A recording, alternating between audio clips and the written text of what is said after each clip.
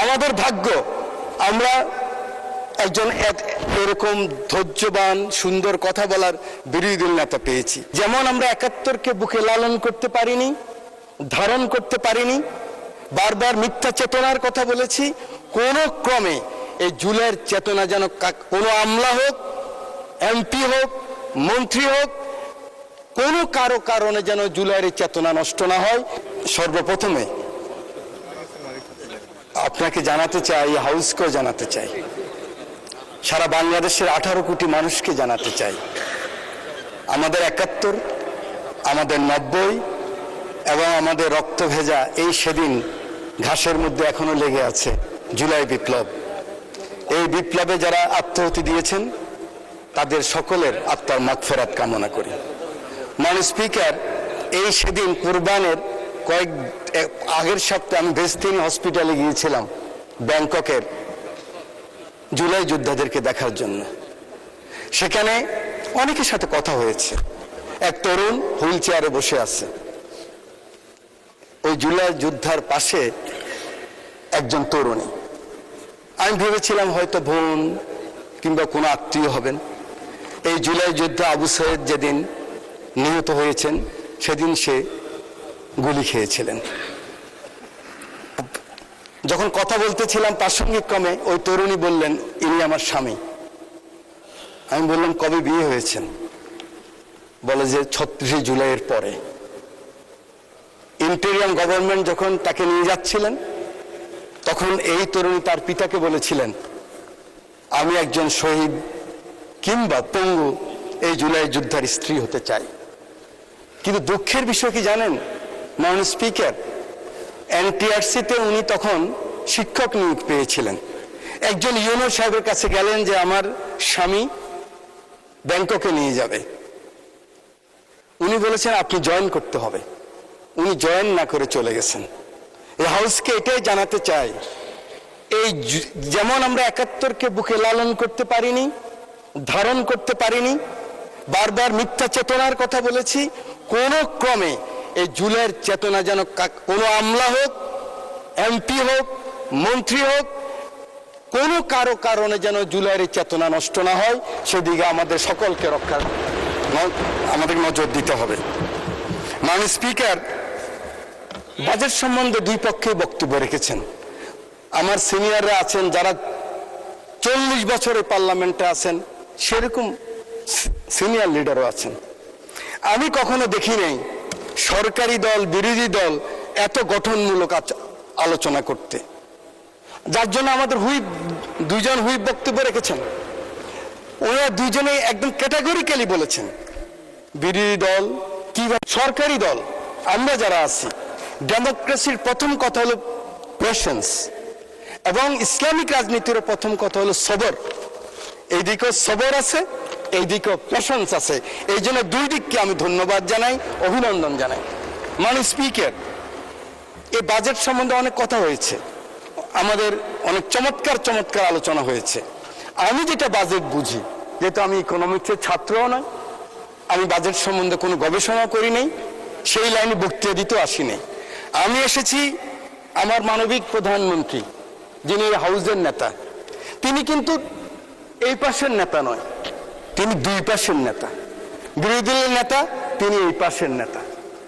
এই চেয়ারকে ঘুরিয়ে যখন house of the leader of the house বলেন, এই চেয়ারের উত্তাপ আমি বুঝি। এভাবে যখন উনি বলেন এই সবুজ চেয়ারের উত্তাপ আমি বুঝি, আমি মনে করি আমার সরকারি দলের মন্ত্রী থেকে শুরু করে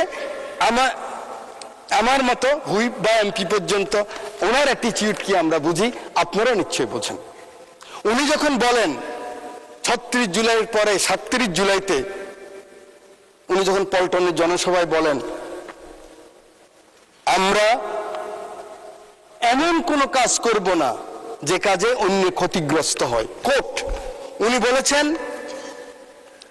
আমরা আমাদের কোনো প্রতিহিংসার কারণে, কোনো হিংসার কারণে যদি অন্য ক্ষতিগ্রস্ত হয় তাহলে আমাদের যে মিশন, আমাদের যে এই যে জুলাই যে আকাঙ্ক্ষা, সে আকাঙ্ক্ষা পূরণ হবে না, আনকোট। সেদিন বাংলাদেশের বিএনপি এবং জোটের এবং আমরা যারা আছি সবাই আমরা বুঝে গিয়েছি আমরা কি চাই। এই পার্লামেন্টে এই চেয়ারে বসে তোফায়েল আহমদ সাহেব মরহুম উনি বলেছিলেন, বিএনপি জামাত যদি কোনো কারণে আল্লাহ না করুক ক্ষমতায় আসে, সাথে সাথে 500,000 পিপল খুন হয়ে যাবে। আপনারা জানেন আমাদের এই দল এই পাশ বা এই পাশের কারো নেতৃত্বে আওয়ামী লীগের ফ্যাসিস্টদের কেউ হত্যা হয় নাই, খুন হয় নাই। মাননীয় স্পিকার, আমাদের ভাগ্য আমরা একজন মানবিক লিডার অফ দ্য হাউস পেয়েছি। আমাদের ভাগ্য আমরা একজন এরকম ধৈর্যবান সুন্দর কথা বলার বিরোধী দল নেতা পেয়েছি। আমরা আরো বেশি ভাগ্যবান আমরা একজন ডেমোক্রেট লিবারেল ফাইন্যান্স মিনিস্টার পেয়েছি। ভয় কি আমাদের? আমাদের কোনো ভয় নেই, আমরা এগিয়ে যেতে পারবো, সামনে যাব। শুধু আমাদের প্রয়োজন আমরা ঐক্যবদ্ধ আছি কিনা, জাতীয় ঐক্যের ব্যাপারে আমরা একমত আছি কিনা, আমাদের সভরেন্টির ব্যাপারে, স্বাধীনতার ব্যাপারে, সার্বভৌমত্বের ব্যাপারে আমরা একমত আছি কিনা। এখানে যদি থাকি কোনো অপশক্তি আমাদেরকে নিঃশেষ করতে পারবে না, ধ্বংস করতে পারবে না। মাননীয় স্পিকার, আমি শুধু বলতে চাই এই সংসদে আমরা যারা এসেছি 300 জন আমরা ভাগ্যবান। আমাদের নারী সদস্য এসেছে 50 জন, সবাই মিলিয়ে আমরা ভাগ্যবান। কিন্তু আমাদেরকে গত 17 বছর যারা বুদ্ধি দিয়ে, যুদ্ধ দিয়ে, অ্যাক্টিভিজম করে, হিউম্যান রাইটস করে, ওনারা অনেকেই তো আসতে পারেন নাই। ওনাদেরকে আজকে এই মহান সংসদ থেকে আমি অভিনন্দন জানাই, ধন্যবাদ জানাই। আমি একটি কথা বলতে চাই মাননীয় স্পিকার, আমার বারবার এই কথাটুকু মনে পড়ে, যেহেতু আন্দোলন সংগ্রামে আপনাদের সাথে ক্ষুদ্র কর্মী হিসাবে ছিলাম। আওয়ামী বুদ্ধিজীবীরা কোথায়? আপনারা কি মনে করেন ওনারা চলে গেছেন? ওনারা কিন্তু ওনাদের মনোজগতে এখনো সেই কথাই আছে। কিন্তু আমাদেরকে যারা সাহায্য করেছিলেন, এই এত লিমিটেশনের মধ্যে যারা টেলিভিশনে কথা বলেছেন, বিবৃতি করেছেন, বক্তৃতা করেছেন, সেমিনার এসেছেন, সেমিনার আসতে ভয় পেতেন, আমি কিন্তু ওনাদেরকে ভাগ করে ফেলছি। আমি চাই যে ওনাদেরকে আমরা ডাকি, আমাদের লিডার অফ দ্য হাউসের কাছে আমরা নিয়ে আসি, এক কাপ চা খেলে ওনারা খুশি হবে, সেই ব্যবস্থা আমাদের সিনিয়র লিডাররা করবেন। মাননীয় স্পিকার, আমার এই ডান পাশে ফাঁসির দণ্ড পেয়েছিলেন, বাম পাশে ওই বসা আছেন ফাঁসির দণ্ড, আমার এখানে আছে ফাঁসির দণ্ড, আমার পিছনে আছে সালাউদ্দিন কাদের চৌধুরী সাহেবের ছেলে, মীর কাসেম আলী সাহেবের ছেলে, মাননীয় সংসদ সদস্য। আমরা যে বেঁচে আছি এটাই তো বেশি। আমাদের মাননীয় হুইপ মিয়া নুরুদ্দিন অপু রকিবুল ইসলাম বকুল বলেছিলেন, আমরা লিডার অফ দ্য হাউসকে, মাননীয় প্রধানমন্ত্রীকে উনি হাদিস দিয়ে, কোরআনের সূরা দিয়ে বলেছেন, প্রথম সাহায্য করতে হবে কে?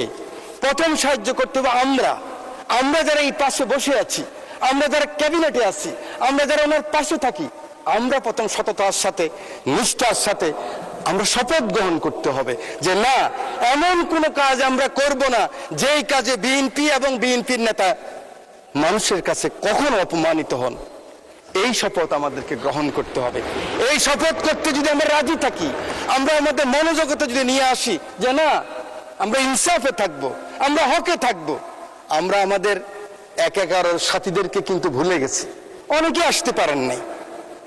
আমরা গত 17 বছর মাননীয় মহাসচিব মহোদয় রাস্তায় কান্না করেছেন, ওরা কিন্তু এখনো ঘুরছে, কিন্তু ওদের কোনো আস্থার জায়গা নেই। মাত্র 4 মাস, আমি জানি আমার একজন মাননীয় সংসদ সদস্য এখান থেকে বলেছেন ওদের জন্য প্রকল্প গ্রহণ করা উচিত, ওদের ব্যবস্থা করা উচিত। এই পাশে যারা ক্ষতিগ্রস্ত হয়েছেন আন্দোলন সংগ্রামে যে কর্মীরা, ওদের জন্য ব্যবস্থা করা উচিত। তখনই হবে আমার নেতা তারেক রহমানের সবার উপরে বাংলাদেশের যে আকাঙ্ক্ষা, সে আকাঙ্ক্ষা পূরণ হবে। আমার বক্তব্য শেষ। আমি শুধু আমার রামগতি কমলনগরের অসহায় মানুষ যে সমর্থন দিয়ে কষ্ট করে আমাকে বারবার এই সংসদে পাঠিয়েছেন, মহান রব্বুল আলামিনের কাছে শুকরিয়া। আমি কিন্তু একবারও পরাজিত হই নাই। যে ভোটে পরাজিত হচ্ছে ওই ভোট আমি করিও না, আমাকে করতে দেওয়া হয় নাই। মাননীয় মহাসচিব আছেন, উনি লিখে দিচ্ছেন। অতএব 14 মাস কাজ করেছি। মহাসচিব বলেছে এত কাজ করেন কেন আপনি তো এমনি পাস করবেন, কেন যাননি? যান। মহিলাদের সাথে 31 দফা নিয়ে 14 মাস কাজ করেছে আমার বন্ধু শহীদুদ্দিন চৌধুরী।